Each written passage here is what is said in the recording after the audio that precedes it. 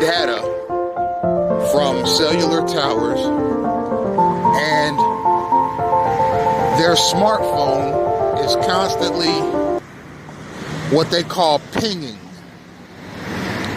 That's the simultaneous reception and transmission of a communication signal.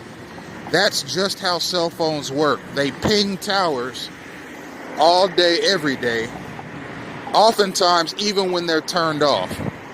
So if you have a mobile device, it is, whether or not it's active, it is constantly being read by and is reading communications mechanisms sent from cellular towers. Now, I've talked in previous videos about stingray devices. Stingray devices are used by military, law enforcement, and semi-law enforcement agencies. And what stingray devices do is they mimic cellular phone towers, so military, law enforcement, and semi-law enforcement agencies constantly have the whereabouts of a specific target. Now, these stingray devices, as far as I know, have a mixed legacy. There are some in the military, law enforcement, and semi-law enforcement community, as well as the general community, that like the idea of stingray devices being used on U.S. citizens, and there are others in these same communities that don't like stingray devices being used on U.S. citizens. I don't like the practice of stingray devices being used on U.S. citizens, specifically because they facilitate gang stalking. Now, if there's a terrorist, a proven terrorist that is in the United States, that is free, that's not incarcerated or dead, and it has been proven that this person has the capacity and the will to carry out terrorist activity in the United States, then every mechanism available to military, law enforcement, and semi-law enforcement agencies to stop that terrorist should be used, and that includes the usage of stingray devices. However, if a person is not a proven terrorist, then I believe that the usage of stingray devices by military, law enforcement, and semi-law enforcement agencies is unconstitutional and an intrusion on that U.S. citizens' civil rights and civil liberties. Now, stingray devices are a part of the staging process, as are cellular towers in general. What they do is they allow military, law enforcement, and semi-law enforcement agencies to know the exact whereabouts of a targeted individual, no matter where they go. And what that allows these entities to do is dispatch waves upon waves of gang stalkers and units upon units of gang stalkers on foot, in cars, on bicycles, on scooters, on roller skates and roller blades, motorized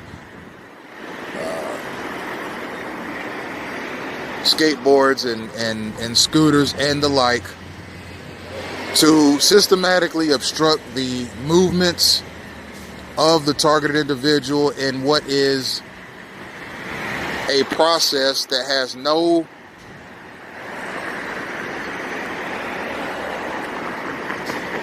purpose other than to frustrate and annoy and irritate the targeted individual.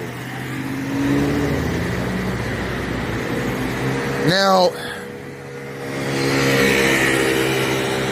the physical staging of a target is the perpetual blocking in of a targeted individual as they move. For example, if you look at my surroundings right now, whether I go north, east, south, or west, I'm going to run into a number of people that are strategically placed around me. That allows for the gang stalking process to commence no matter what street I turn down or regardless of the general direction that I decide to walk in. Now, I've said in previous videos that gang stalkers, namely the ones that are on foot and in cars and are just generally traveling on the sidewalks or streets, may or may not know that their actions obstruct the movement of a targeted individual. They are working off of cues. They're moving off of cues. They're reading signs and symbols that have been pre-relayed to them by gang stalking entities. Now, for example, we'll look at an example of the systematic staging of a targeted individual. Let's say a targeted individual every morning gets up at 6 a.m. and goes to Starbucks for a cup of coffee, a dark roast.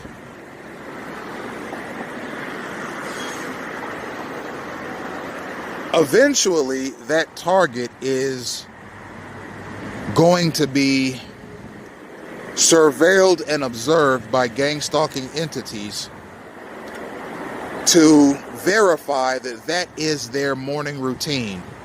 So, for example, let's say that a targeted individual carries on this morning routine for 1 year and they are being surveilled for a gang stalking campaign. General knowledge and just common sense tells the enterprises of gang stalking that that targeted individual some days is going to leave at 5:50 a.m. Some days they're going to leave at 5:53 a.m. Some days they're going to leave at 5:59 a.m. Some days they might leave at 6:10 a.m. and all times in between those times. But they are generally going to leave their house around 6 a.m. to go to Starbucks for that morning cup of coffee. What that allows gang stalkers to do is stage that targeted individual, meaning that they will have a presence of public service vehicles waiting for them on all sides in constant movement, pedestrians waiting on them on all sides, north, east, south, and west in constant movement, and a number of vehicles of all shapes, sizes, colors, and makes and models waiting for them on all sides. Why? To block them in, to obstruct the freedom of their movement, so that gang stalkers will always have an eye on the targeted individual, whether or not they actually know that there's a targeted individual in their midst. For example, in front of me, I see 5 people, and there are another 4 crossing the walkway. That's 9 people. Now, those 9 people may or may not know that their movements are derived, the movements that are dictated to them are derived to obstruct and block in the movements of a targeted individual. They may or may not know that. It does not matter. The fact of the matter is that they are strategically placed around the target so as to obstruct their movement. You see, they're gang stalking by proxy. They may not know what they're doing is obstructive, but what they're doing is obstructive, not by their own doing, but by the doings of the gang stalking entities that are directing them. You see. So that's how staging works. The targeted individual is constantly surrounded, blocked in, cut off, and obstructed by a number of pedestrians, people in cars, and as I said previously, motorcycles, bicycles, and scooters, skateboards, rollerblades, and the like. And it's meant to in many ways take possession of the targeted individual. As we see another public service vehicle pass, you see it's meant to systematically control the movements of the targeted individual. The targeted individual can never walk freely. Now, as soon as this walkway turns and I'm able to walk across this walkway, I'm going to run into individuals engaged in gang stalking activity that have been strategically placed around me. How they know to be at a certain place at a certain time, that remains to be seen. Some of these people are told just go to point A to point B. Some of these people are told circle the block 5 times. Some people are told go from Indian Creek Drive and 41st Street to Indian Creek Drive and 43rd Street. And this is some of what I'm talking about. A targeted individual cannot remain even stationary without running into pedestrians that are involved in the gang stalking mechanism. They bring the action to you. You don't have to go out and look for the action. The action comes to you. And there can be a whole host of other obstructive elements that are also systematically placed around the targeted individual. Again, the people targeting the individual, including police officers, may or may not be told we're on the lookout for this guy wearing these clothes fitting this description. They're just strategically placed around the targeted individual so as to facilitate that contact. The target is in constant contact with people that are strategically placed around him by the gang stalking mechanism, and you run into them naturally doing your natural movements, whether you're traveling north, east, south, or west, because they're dispatched in units. And these units are told to travel in certain directions and at certain times in an effort to constantly block in, know the whereabouts of, and systematically obstruct the movements of the targeted individual. You see, it's gang stalking by proxy. If I know that you go to the gym to work out every night, Monday through Friday, from 8 a.m. to 9:30 p.m., it would be relatively easy for me to tell a group of gang stalkers, I want you to be in this parking lot starting at 8 a.m. to 8:15 p.m. Then I tell another unit of gang stalkers, I want you to be at that gym, that same gym parking lot from 8:30 p.m. to 8:45 p.m. And then you can leave. And then I tell the next unit, I want you to be at that same parking lot from 8:45 p.m. to 9 p.m. And then tell the next gang stalking unit, I want you to be in that same gym parking lot from 9 p.m. to 9:15 p.m. And then I tell the final unit, I want you to be in that parking lot from 9:15 to 9:30 p.m. That way I have gang stalkers around that targeted individual from the time they get there to the time they leave. They don't know that they're targeting a person, but their actions and movements obstruct and harass that target because they have specific things that they are allowed to do and say. Specific movements they're allowed to make, specific gestures they're allowed to take. And then I do the same thing inside the gym. I tell one wave of gang stalkers, go to this particular gym from 8 a.m. to 8:30 a.m., work out on these machines, and just be on the lookout for anyone that looks overly irritated or embarrassed. Right? So now you have people on the outside of the gym and on the inside of the gym that are systematically placed there so that the targeted individual will run into them and be seen by them and see them and be forced to interact with them. All the while, these stalkers are either advertently or inadvertently doing things that targeted individual has seen elsewhere. For example, the people that are told to go to the gym from 8 o'clock to 8:30 p.m. and use these specific machines are given certain gestures, phrases, and movements to perform while at the gym.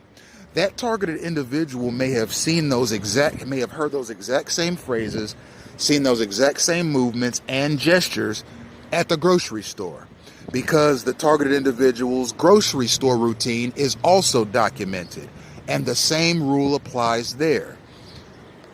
The gang stalkers at the top, the ones that orchestrate the thing, tell the street level gang stalkers, be at this grocery store parking lot from this time to this time, then you can leave.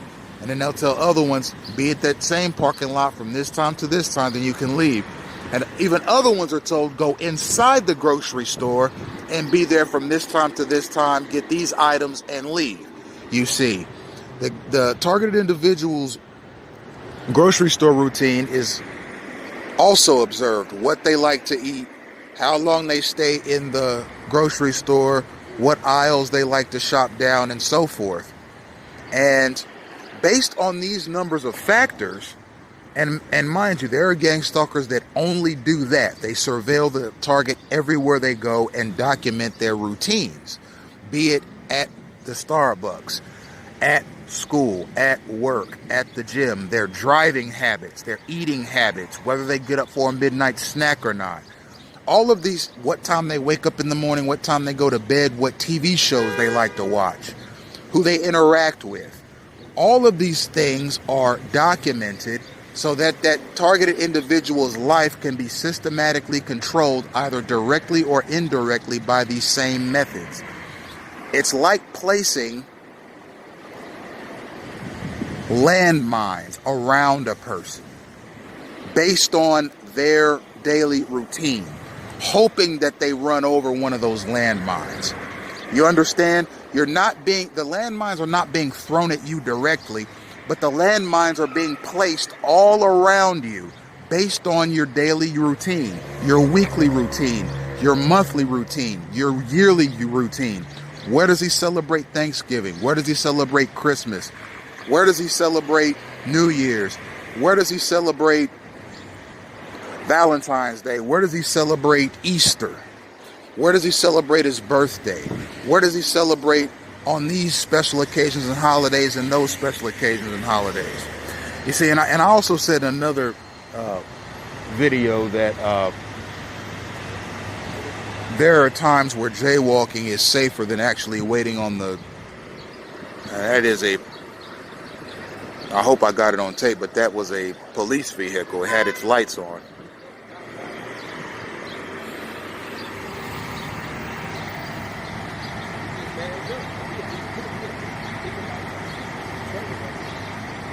That's the third Lamborghini we've seen today.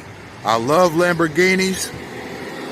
I think they're some of the hottest cars on the road. Is it a coincidence? Maybe. Is it not a coincidence? Maybe. So, with staging, everything that a targeted individual does is watched by a specific group of gang stalkers. The original gang stalkers, the ones that document how their disposition is. Are they an easygoing person? Are they a fidgety person? Are they an easily agitated person? Are they a hot-tempered person? A person's gang stalkers will change based upon their personality traits. A person's gang stalkers will change based on their religion. Is he a Muslim? Is he a Jew? Is he a Christian? Is he an atheist? Does he worship Jupiter? Does he worship Mars? Does he worship Satan? Is he a witch? Is he spiritual but not religious? Is he religious but not spiritual? Is he a pagan? Does he worship nature? All of these things can be found out about a person during their surveillance period and used to select who will be around him constantly. Does this person have a criminal record? Does this person not have a criminal record? Is this person prone to committing crimes? Is this person not prone to committing crimes? All of these things are taken into consideration when selecting a targeted individual's gang stalkers. Are they on social media? Are they not on social media? What kind of social media presence do they have? What kind of jobs has he had in the past? What is his educational background? All of these things. Does he married? Has he ever been married? Does he have kids? Are they boys? Are they girls? Has he ever played sports?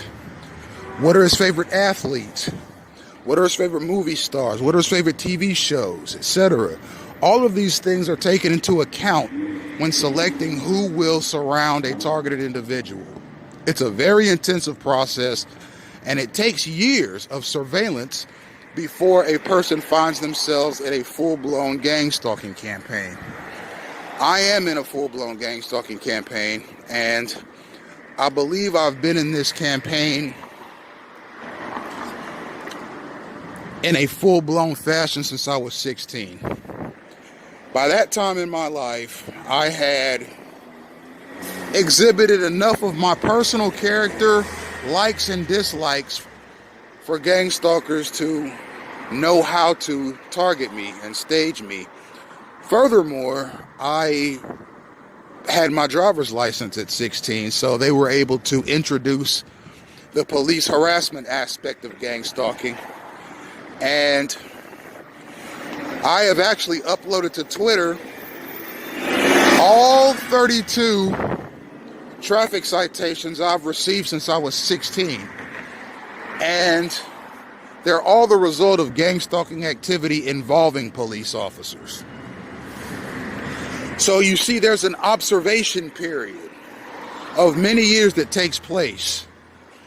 And gang stalking evolves too. My gang stalking has changed drastically from the time I was 16 to now. I'm 33, will be 34 on May 24th, 1985, which is also, ironically,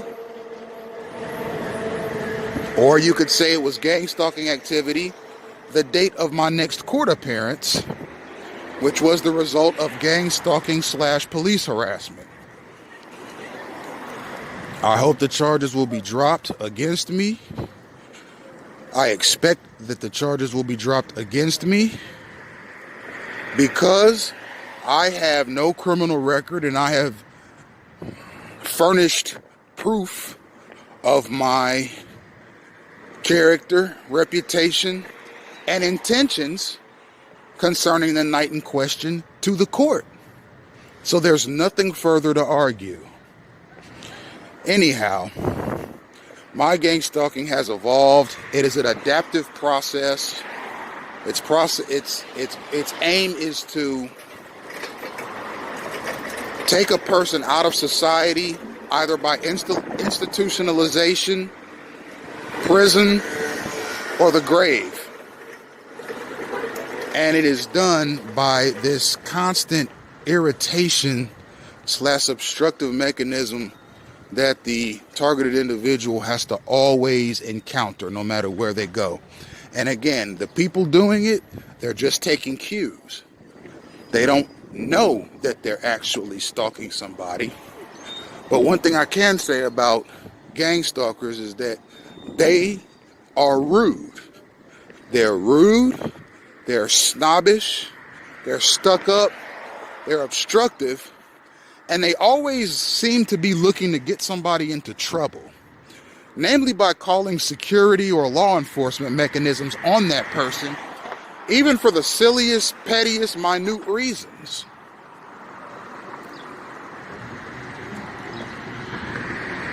So, gang stalking is not only obstruction of a person's movement, it's obstruction of a person's civil rights and civil liberties.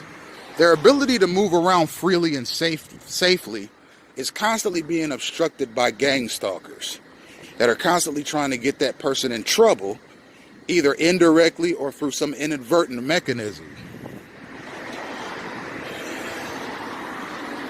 Here's our next public service vehicle. It's a fire truck. It's off in the distance.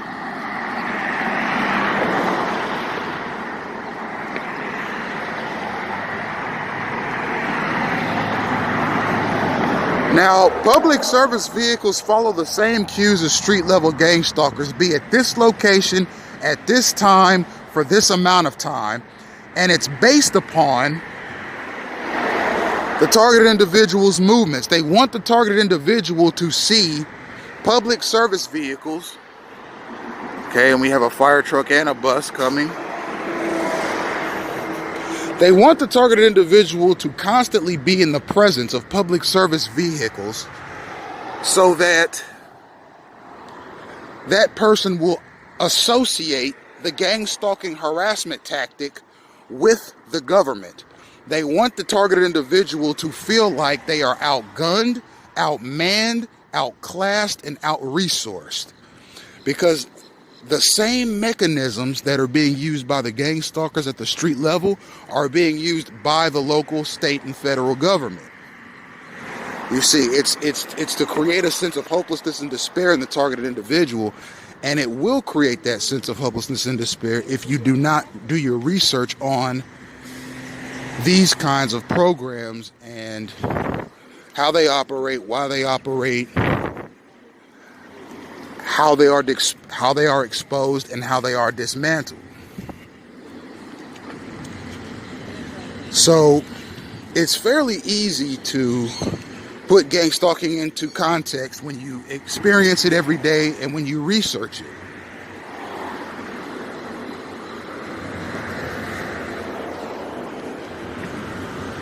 For example, these people, they were strategically placed here. They may or may not have known that somebody was walking down the sidewalk. Excuse me, guys. Sorry.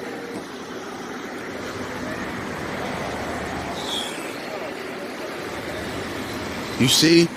And here's an Uber driver / Lyft driver. There's another Uber driver, and then there's another Uber driver in that black SUV, all coming at me at the same time where there's a fire truck. You see? They want the targeted individual to associate the gang stalking mechanism with the government. They want you to hate your government. They're going to think they want you to think your government hates you. They want you to think your government is out to kill you, out to incarcerate you, out to institutionalize you, or a combination of all of the above. They want you to think that there's no hope. They don't want you to fight them. They don't want you to expose them, because when the gang stalking institution collapses, and it will collapse, and I will contribute to its collapse, if not bring it about myself, it will be a big thing.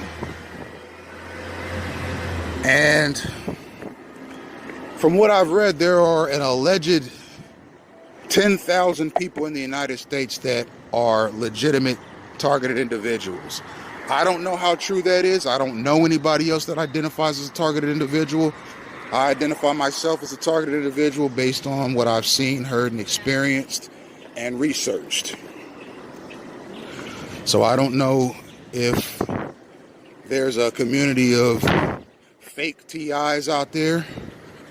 There might be. I know I'm not a fake one, and that's one reason why I decided to begin documenting these things.